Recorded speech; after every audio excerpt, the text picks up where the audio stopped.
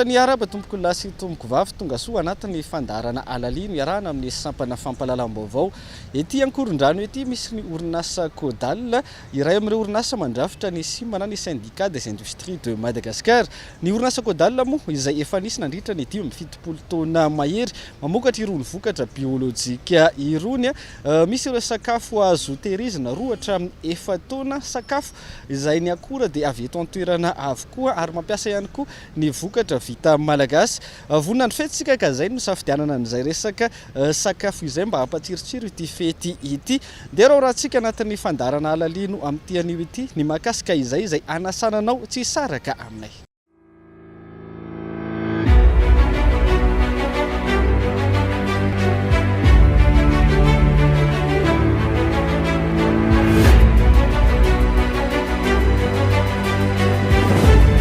Isan'ireo industrie zokiny indrindra mbola mihodina mandrakakehitry ny Codal na ny comptoir d'alimentation. Ny taona 2017 no tonga teto Madagasikara Jacques Bruno, ingénieur nisehatra tamin'ny industrie momba ny hena nandritra ny 17 taona tany Antongombato Antsiranana. Noho ny antony samihafa nandritra io vanim-potoana nahazana tany frantsay ny Madagasikara io, nijanona ny orinasa niasany. Ny taona 1770 rehefa niala tao amin'ny orinasa io Jacques Bruno, nanatevin-daran'ireo namany mpandrara ka niorina teo ny Codal.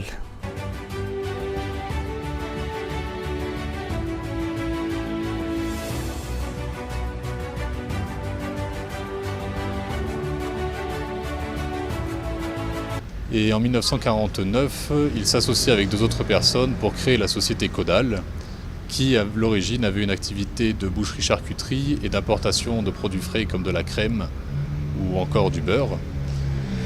En 1981, mon père commence à reprendre l'entreprise et sur la base des conserves qui se faisaient déjà, a réorienté la stratégie vers les produits typiques de Madagascar à base de fruits et de légumes locaux. On a commencé à l'export avec le poivre vert en 1964, donc on estime avoir été les premiers à le conserver et à le vendre. Et c'est ce produit qui a ouvert ensuite la voie pour l'internationalisation des produits malgaches et en particulier des produits Codal. Isan'ireo nanokatra ny fanondran'ireo sakafo avy eto an-toerana ho any ampitan-dranomasina araka izany ny Codal. Raha ny poivre vert no nanomboan'izy ireo izany ny taona 1770 ny hitatra tamin'ireo karazan-tsakafo samihafa ahafantarana ny Madagasikara zany etanty aoriana. Les spécialités malgaches comme le raftout et le romazav qui ont été une révolution pour les malgaches expatriés parce que ça leur permettait de goûter un plat du pays sans être au pays. Aujourd'hui, l'engagement pour Madagascar de la société Codal est total et on veut se faire en quelque sorte le porte-étendard de l'identité culinaire malgache à l'international. Feno 17 taona tamin'ity taona 420 ity ny orinasa Codal. Raha ny tantara teny Analakely no nisy ny orinasa tany am-Piandohana ary ny taona 417 rehefa avy noajariana ny teny Ankorondrano route des hydrocarbures nifindra teny ny orinasa ary toy no nivelatra sy nivoatra ny andalana. Tao anatin'izay vanim-potoana izay maro ireo sedra nolalovan'ny orinasa. Krizy ara-politika nifanesy teto amin'ny firenena, krizy ara-toe-karena teo amin'ny sehatra iraisam-pirenena izay nisiako ny teto amintsika ary taona vitsy lasa izay ny krizy ara-pahasalamana vokatry ny valanaretina Covid-19. Maro ny olana fa nanana drafitra ny atrehany izany ireo mpitantana sy ny mpiara-miasa rehetra ary vavolombelona izany ny fiodonana sy ny firoboroboan'ny orinasa mandrakandroany.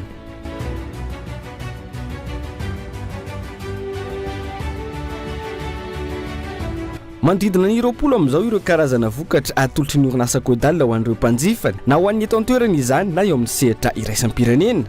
Isan'ny ahafantarana ity orinasa ity ny fanodinana ho azo tehirizina maharitra ireo sakafo ahafantarana ny Madagasikara fa voatazona ny tsiro sy ny maha-biolojika azy. Isan'ireny ny koba, vary amin'anana, romazava, sakay, eo ihany koa ny achar, poivre vert, champignon, ireo produits carnés toy ny corned beef, ankoatra ireo ny escargot,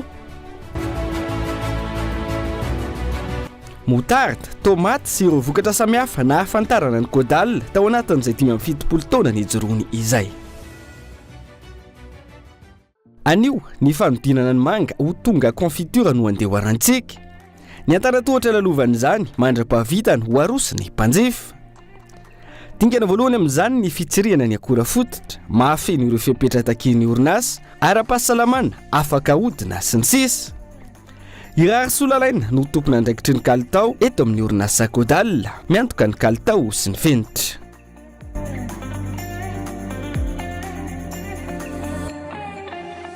Vita ny fitsirihana ireo akora fototra eto amin'ny laboratoire, miroso amin'ny fanodinana ireo manga izay atomboka amin'ny fanadiovana. Eto zany zao tsika dia mahita reto manga reto no ataontsika confiture.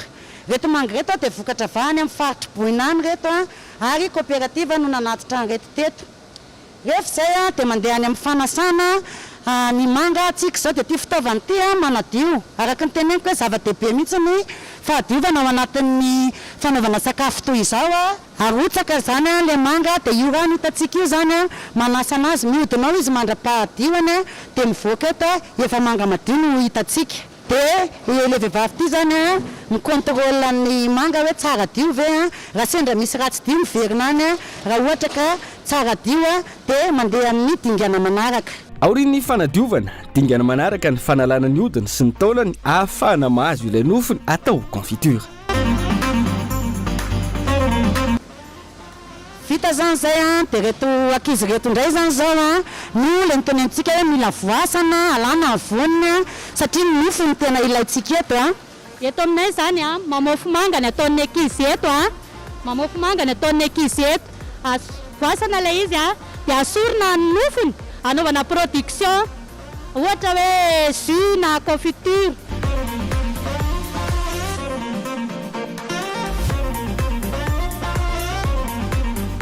Ny mpiasany amin'ny ozina no mifandrimbona ahazahoana vokatra tsara kalitao, fa misy ekipa maro ihany koa ato ambadika misahana ny fampandehanana rankabeny, ny fanaramaso sy ny fiahina ireo mpiasa ary ny fijerena ny mahaolona. Eto amin'ny orinasa Kodal, tsy atao ambanin-javatra ny fiahina ara-tsosialin'ny mpiasa sy ny ankohonany. Ny filoam-panonana dia namefatsy ho an'ny fianakaviany sy ny ankohonany ary izay nitohizan'ny taranany zany hatramin'izao. Tsy manadino koa zareo anatiny mba ahaizan'ny mpiasa manana mamoaka ny fahaiza-manao sy manatsara ny famaizana anao dia manao planina isa-taona foana, manao formation ho an'ny mpiasa dia tsy adinony koa ny prime araka ny fahamendrihan'ny mpiasa. Eto amin'ny orinasa Kodal dia misy ny amico na amical Kodal, fikambanan'ny mpiasa izy io, latsakemboka ny entina andinana an'izy io. Rehefa tsara toana ny mpiasa mavitrika amin'ny fanatanterahana ny asany. Ato amin'ny ozina iarahana amin'ny ekipa ny Irary Solalaina manao ny fikarakarana ireo manga ho ahodina confiture. Taorian'ny fanadiovana, ny famoasana sy ny fanesorana ny voniny, dingana manaraka ny fitotonan'ny manga mba hanamora ny fandrahoana. Ty zao zao le fitotoana manga dia rehefa voatoto aty izao dia tonga dia any amin'ny lany efa mahavoatoto aty dia io zany zao le izy rehefa voatoto tsara tena voatoto anaovana confiture. Rehefa voatoto sy masaka ny manga, efa azo antsoina hoe confiture izy manomboka eo. Dingana manaraka ny fiarovana azy amin'ireo vovoka sy loto samihafa, fa ihany koa ahafahana mampaharitra ny vokatra amam-bolana sy aman-taonany maro. Amin'ny maha-indostria Kodal, milina no miasa mampiditra ireo manga ao anatin'ny reto bocal ireto.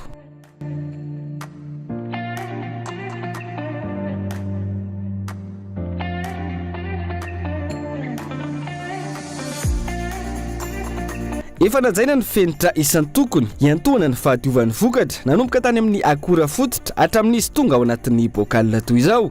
Tsy mianona eo, mitony asa anamafisana izay fahadiovana izay ananana ny kalitao azo antoka. Ho an'ny eto amin'ny orinasa Kodal, mampiasa masinina antsoina hoe autoclave izy ireo. Autoclave izay raha hazavaina tsotsotra, masinina mampiasa entona amina mari-panambony amonoana ireo mikroba sy otrikaretina samihafa na ny akora izany na ny bocal fitoerany. Ny vokatra rehetra ampandalovana eto amin'ity masinina ity avokoa iantohany izay fahadiovany izay.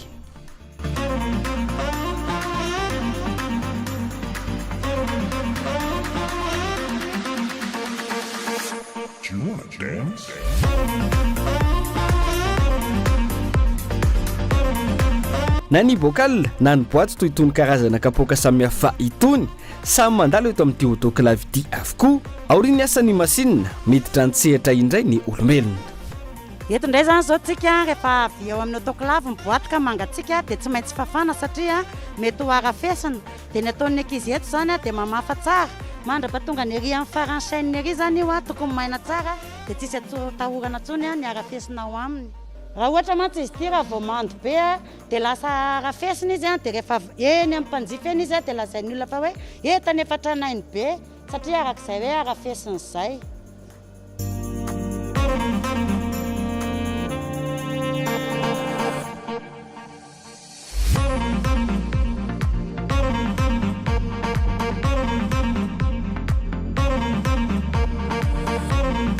Mifamatotra ny indostria sy ny herinaratra ity farany izay mampikaikaika ny mpandraraha maro eto an-toerana noho ny fatapahana matetika. Ho an'ny orinasa Kodal nanao dingan-davitra izy ireo ka niroso tamin'ny fampiasana angova zaovozana ahazahoana ny herinaratra. Avy amin'ny herin'ny masoandro 100 isan-jato no mampiodana ireto milina maro ireto. Ambadik'izay misy fikajiana ny tontolo iainana fa tsy mijanona eo ihany fa isan'ny fanaon'ny orinasa ihany koa ny mamboly hazo isan-taona. Ho fiarovana ny tontolo iainana dia ny orinasa Kodal dia anisan'ny manisany mamboly hazo tamin'ity taona ity izay dia nanao fambolem-kazo tany amin'ny faritra fokontany fiakarana commune Nosiala azy sorana indrindra ny Zareo izany. Tsy mbo lavitra koa ny mpitatana anay ka panneau solaire no nampiasainay amin'izany ary ahitanay fotsiny fa tena tsara ilay izy ary tena misy vokany tsara ho an'ny orinasa na amin'ny fantaniana ara-pola. Iverenantsika eo ny fanodinana ny manga ho lasa confiture fa isan'ny ahafantarana ny orinasa Kodal ihany koa ankoatra ny voankazo ny fanodinana ireo legioma maro samihafa toy ny anana, anamamy sy ny sisa. Fa ny orantsika anatin'ity fandarana ity ny fanodinana ny anamalao. Anana fanao rony isan'ny be mpankafy eto Madagasikara fa antrany ampitan-dranomasina ihany koa isan'ny vokatra Kodal be mpanjifa ny anamalao na braide mafana hoy izy ireo. Reto anamalaho reto indray dia anamalaho avy any amin'ny Antananarivo any Ambohijafy sy ny manodidina. Hitantsika eto zao ny ilay anamalaho avy any amin'ny Tatsaha dia mandalo rehefa voatetika izy dia mandalo contrôle qualité eto amin'ity tapis ity. Dia reto ankizy hitanareo reto zany zao manao contrôle qualité izy. Jerena tsara ny fako sy ny loutre loto mba tsy ho lasany anaty boaty ao na anaty fabrication.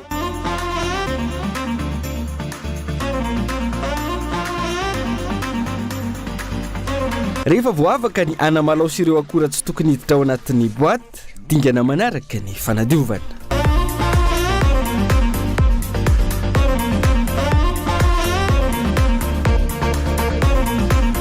Ny asako eto zany dia manasa anana.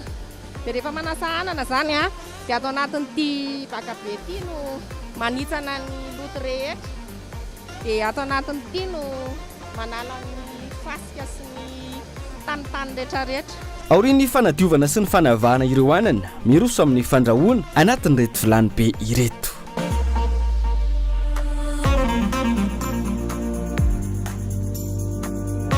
Masaka ny anamalao miroso amin'ny dingana manaraka fa mandritra ireo lalana rehetra misy hatrany ny ekipa manamarina ny fahadiovana sy ny kalitao mba ho anamalao 100 isan-jato no anatin'ny boaty. Dia rehefa vao tsirika zareo fa ara-dalàna ny ao anatiny dia atao anatin'izao kapoaka no resahako izao. Io kapoaka io zany dia efa hitantsika fa efa voamarika eo daholo na ny karazany AML hozintsika milaza fa anamalaho production milaza ny daty ny anaovana azy dia ny expiration ny daty tsy azo hinanana azy tsony.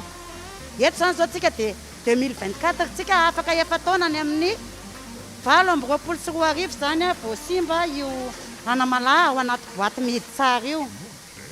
Rehefa izay dia mandeha ny fandanjana.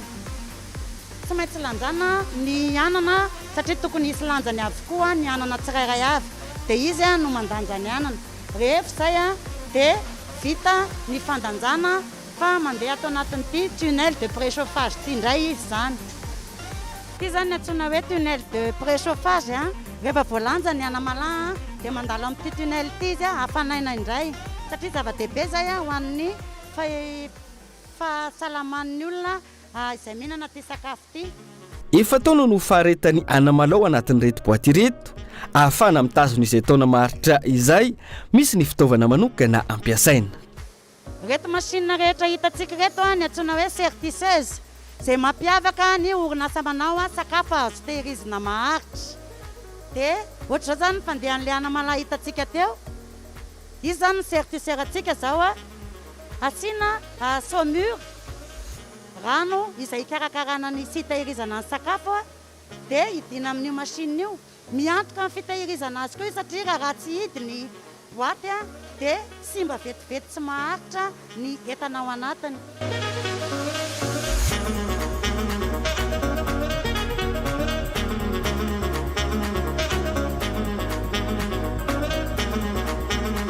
vita zay azo antoka ny anamalao akatona ny boaty ary asiana famantarana fametrahana ireo soratra izay olombelona no miangaly azy eto amin'ny orinasa Caudal.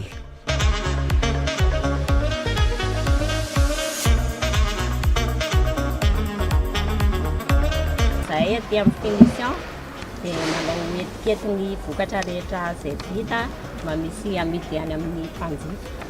Alaina zany ty boaty ty a, le boatina anamalaho dia apetaka le etikety a dia ampifanidifina tsara mba tsy vilana.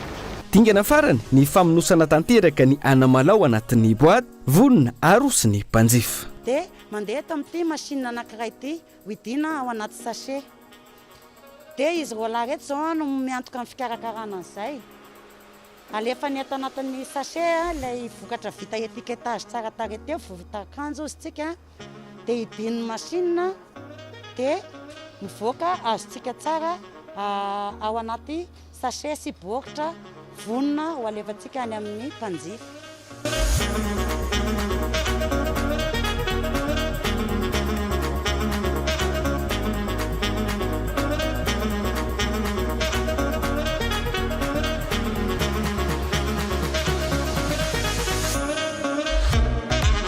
Tahaka izay raha fitinina ny antanatohatra lalovan'ireny vokatra ireny miainga amin'ny akora fototra hatramin'izy mahazo endrika atolotra ny mpanjifa.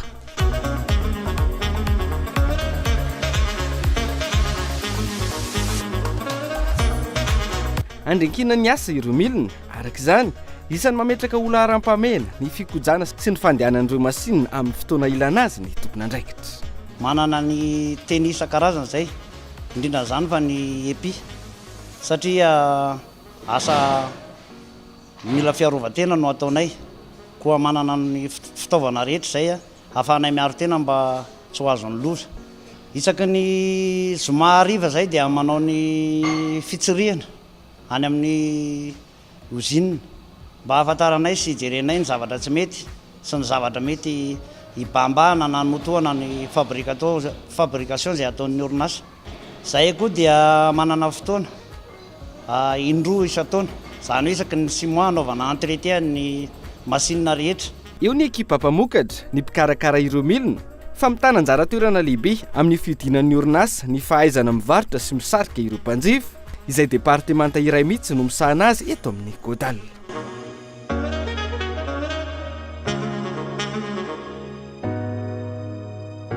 Rehefa avy nandalo an'izay dingana maromaro izay tsika dia tonga eto amin'ny fomba fanaparitahanay ny vokatra indray tsika izao. Misy karazany telo izy ireo ny voalohany dia natokana ho an'ireo orinasa izay mbola hivarotra na hanodina ny vokatra toy ireo grande surface, ny station service, ny hôtel sy restaurant. Dia manarak'izay misy an'ity botika ity trano natao fampiratiana ny vokatra rehetrarehetra eto amin'ny Caudal izy ity afaka natao an'ireo mpanjifa atsinjarany dia afaka jifainareo ato ny vokatra rehetra misy ato aminay.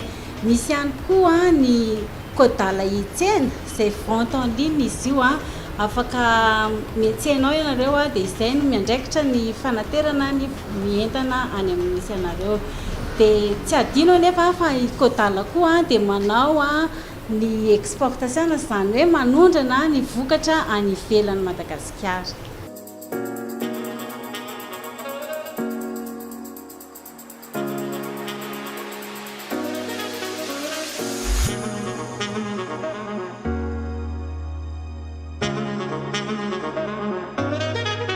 Araka izany mazava ny vina sy ny fomba fiasa eto amin'ny orinasa Caudal manodina ireo vokatra avy eto an-toerana ho fanomezana asan'ny malagasy fa ihany koa maneho fa mahavita zavatra tsara tsy mena mitaha amin'ny any ivelany afaka milahatra eo amin'ny tsena iraisam-pirenena ny vokatra vita malagasy rehefa misy ny fahavononana ny tohany ary ny finiavana. Azo hatsaraina hatrany anefa ny vokatra vita malagasy raha misy ny fiaramenta ny fanjakana ny sehatra tsy miankina ary ny mpanjifa. Nous avons un premier problème, enfin notre principal problème, notre principal défi, se trouve sur les emballages. Il s'agit du fait que le modèle de boîte que nous utilisons n'est pas produit localement. Et idem pour les bocaux, les bouteilles, il n'y a pas de verrerie à Madagascar. Donc nous sommes obligés d'importer l'ensemble de nos emballages, ce qui donc engendre des coûts logistiques d'une part, mais aussi entraîne une augmentation du risque de rupture du fait du temps d'acheminement et de la disponibilité. Nous avons sorti à l'occasion des 75 ans de nouvelles gammes, à savoir les détox et les crèmes à tartiner, qui ont reçu un très bon accueil de la part des consommateurs malgaches parce qu'ils retrouvent la qualité caudale. Ce sont des produits originaux et il n'y avait pas d'offre jusqu'à maintenant pour ce type de produits. Et nous avons encore beaucoup d'idées pour les années à venir de produits à développer. Enfin, notre objectif pour les années à venir est de consolider notre place dans la grande île en nous rapprochant justement des consommateurs qui se trouvent en province, comme à Majunga, Diego, Tamatave et dans toutes les autres grandes villes. 7,720 5,7 taona nampahafantarana sy nizarana ireo sakafo malagasy na ho an'ny eto Antananarivo hositrahan'ireo any amin'ny faritra izany na ny mifamadika amin'izay. Fa 5,7 taona ihany koa nampisehoana ireo any ampitan-dranomasina ny sakafo malagasy sy fanomezana fahafaham-po ny malagasy mila ravinahitra any ivelany. Vavolombelon'ny fivoaran'ny orinasa tao anatin'izay vanim-potoana lava izay itahinjanary Marie Bernadette isan'ireo niasa ela indrindra teto amin'ny Caudal. Miamandroso ny orinasa satria tamin'izany ny atongoka tamin'ny kely ny famokarana ary amin'izao fotoana izao dia tena hoe efa manerana ny nosy ny indrindra hoe Madagasikara rehetra zany zao dia efa tena hoe isitraka izany hoe vokatra vokarin'ny orinasa Caudal izany ary ny export dia tena hoe ny any amin'ny faritra tena hoe manerana ny zao tontolo zao dia misitraka izany zavatra vokarin'ny orinasa izany. Ny tenako dia tao anatin'izay sehatry ny mpiasa madinika izay mpiasa antselika. Tao anatin'izay na mpiasa antselika ana izay dia hitan'ny mpampiasa ny fahavitriako tao anatin'ny asa dia noraisin'izy ireo ho isan'ny mpiasa raikitra teto amin'ny orinasa Caudal ny tenako. Tao anatin'izay fidirako tao anatin'izay mpiasa raikitra izay dia nanohana tanteraka izy ireo teo amin'ny fampivoarana ny fahaiza-manao toy ny formation maro isan-karazany. Dia ny toerana misy amin'izao fotoana izao dia mpiandraikitra ambaratonga voalohany ao amin'ny sehatry ny famokarana. 5,7 taona niasana teto amin'ny Caudal itahinjanary Marie Bernadette. Tanora tokoa ny tonga teto ary ny zavatra nisitrahana teo amin'ny mpampiasa dia tena hoe nahavitana zavatra maro toy ny hoe navita trano tamin'ny alalan'ny fanampian'ny mpampiasa ihany koa dia misitraka izahay scolaire isa-taona ahafahako mampianatra ny zanako. Ny sosokevitra atoroko anareo tanora izay mbola hisitraka ny asa ary nareo tanora atao anatin'ny orinasa ihany koa dia ny asa zany dia atao amin'ny fitiavana satria ny fitiavana ny asa dia ahafahana manatanteraka ny asa tena hoe amin'izodoko amin'ny fahavitriana. Tahaka ny nataon'ny tompon'ny orinasa ihany dia paratany amina zavatra tsotsotra sy kely izy. Dia nitaiza sy ny fiarahamonina no nitaiza azy dia nitatra tsikelikely ny saina ary matoza tonga amin'izany toerana izany maharitra n'izany fotoana izany dia nahita vokatsoa tokoa satria teo ny nampanaovy ny stazy anay ny zavatra tsainay nanitatra ny fahalalanay akapobeany tamin'ny fiainana rehetrarehetra na araka asy izany na ara-tsosialy na ara-piarahamonina indrindra fitondran-tena amin'ny fifanajana sy ny fiarahamonina. Malagasy ny 7,7 mpiasa eto amin'ny orinasa Caudal. Ao ireo efa zadra rampolo taonany fa mandray sy mampivoatra ireo tanora ihany koa ny orinasa. 5,7 taona nijoroana ary vavolombelon'ny tantara teo amin'ny fivoaran'ny tontolon'ny fandrarana teto Madagasikara. ny Kodal izay manome asa mivantana ho an'olona anjatony. Fa misy mpiara-miasa ihany koa mamatsy ireo akora ilaina. Tantsaha no isan'ny mahasotombontso mivantana amin'ny fisian'ny orinasa toy izao. Mivelatra ny orinasa, mitombo ny isan'ny mpiasa azony raisina. Fa manatsara ihany koa ny vola miditra amin'ny fanjakana, manomboka amin'ireo eny fotony eny anivon'ny fokotany, commune mipaka amin'ny fanjakana Foibe. Ny vidin'entana efa ifanarahana ary matotra amin'ny fiara-miasa amin'ny mamatianina. Fiara-miasa izay hitarafana fa mamelona fianakaviana maro ao ambadika ny fanjifana ny vokatra vita malagasy. Arak'ilay teny filamatra, malagasy ny antsika.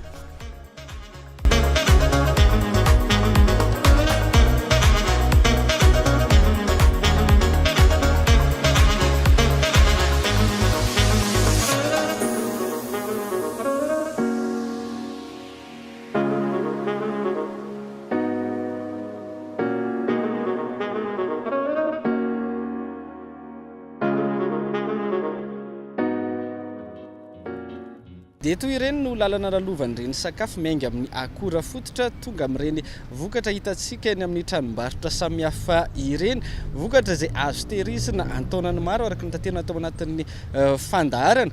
Ny orinasa malagasy toy itony raha manjifa ny vita malagasy isika arak'ilay filamatra ny amin'ny malagasy ny atsika dia afaka miroborobo, afaka mivelatra, afaka mampitombo ny isan'ny mpiasa hiteraka ny asa maro samihafa eto amin'ny firenena. Dia izay ihany koa tompoko lasy tompoko vavy no mamarana ny fandaharana amin'ity anio ity. Angasitrany ianao nanaraka izany hatramin'ny farany. Aza adinoina, azonao ataony mamerina mijery izao fandaharana izao anatin'ny tranokala tv.cool.mg na ihany koa mamery hevitra ao anatin'ny page Facebook ny vaovao ny Cool TV. Veloma tompoko.